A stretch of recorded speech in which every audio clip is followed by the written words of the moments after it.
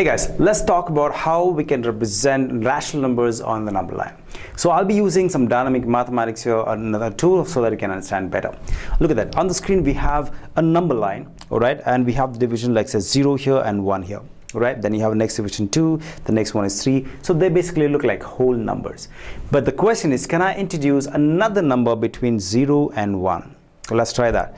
Look at this. I have put another number here, right? So what is the name of this guy? I actually divided the line between 0 and 1 into two equal parts.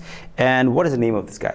That guy is simply called as half, 1 over 2. Why 1 over 2? Because this 1 was divided into two halves. At this point, I call it to be 1 over 2.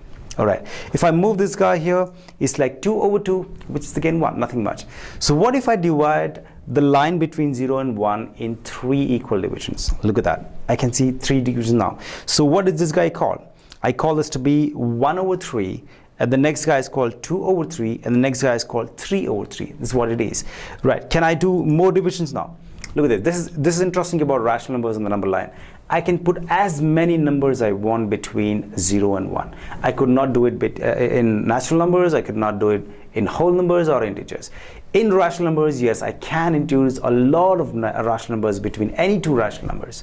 Right. So let's try again. So right now I've divided the line between 0 and 1 in 3 equal parts. So they're called as 1 over 3, 2 over 3, and 3 over 3. Okay. What if I introduce another point? So there are 4 equal parts now. So how do I name these guys? The first one is called as 1 over 4 because there are 4 parts. The second one is 2 over 4. The third one is 3 over 4. And the fourth one is 4 over 4. That's it. Now what happens to the line if I go ahead? So look at that. That becomes a mixed fraction. It means one full thing. This is one full thing plus this part is called 1 over 4. I can see very easily, right? So that is 1 over 4. This is what we have here right now. Beautiful. Let's go ahead. If I move to the right side, I can see that is 6 over 4. It means it is one full part here plus we have 2 parts here, right? Or we can call it to be 1, 2 over 4.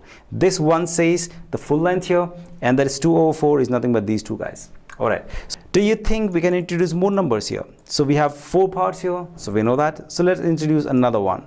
There are 5 divisions between 0 and 1. So what is every division called? Look at this. It's called as 1 over 5, 2 over 5, 3 over 5, 4 over 5, and 5 over 5.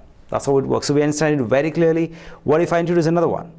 There are 6 parts. So everyone is called as what? So I can see it starts from 1 over 6, 2 over 6. That's how it works. If I have to put it here on the board, see what happens. It's pretty simple. I can write this to be a 0 here, right? Then if I'm going to the right side, it's 1, this is 2, this is 1, this is 2. All right. So now, if I divide this line into 2 parts, so that is what I'm dividing. So what is this guy called? In this one division, I divide in 2 parts, so this guy is called half. That's it. So what about this guy? So this is half, this is 1, this is 1 and a half. Or I can write 3 over 2 also. That's how it works. So let's take another one. So let's start from 0 here, and that's like 1, and that's like 2, and that's like 3, and that's like 4. Okay, it goes on both the sides. Right now I'm talking only between 0 and 1. What if I divide the line between 0 and 1 into 3 equal parts? Okay, what is this guy called? So this is one part, another part, another part. This part is this division, this length is basically called 1 over 3. It means out of one division I made 3 parts, and this part is called as one part of the 3 parts. That's it. What about this guy? It is 2 over 3. And what about this guy? It is 3 over 3, which is nothing but 1 itself. Beautiful, guys. What about this guy? So I have 1, 2, 3, 4 parts. Right, 4 parts, and I divided how many parts in one between 0 and 1? That is 3. So that's how it is written. What about this guy? So I'm talking about 1, 2, 3, 4, 5. Yeah, 5 over 3. What about this guy? It is 6 over 3, which is nothing but 2, and we have that. So what are the next thing?